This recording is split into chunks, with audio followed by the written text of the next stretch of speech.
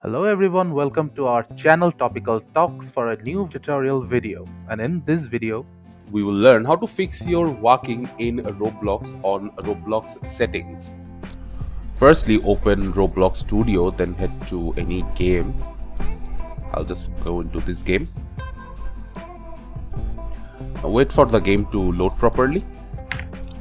After the game loads, in order to fix your movement, you can go to the Roblox button right over here. Then go to settings. Now from here you can change your movement type to click to move. By default it will be this. You can just change it to click to move.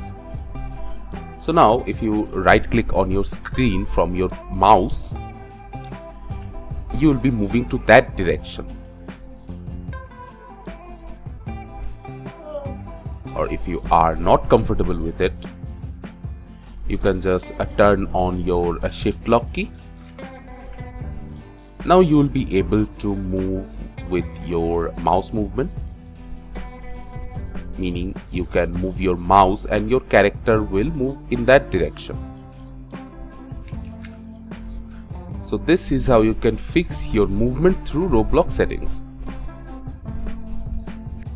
thank you again for watching the video. Make sure to like this video and subscribe to our channel, and see you in the next video.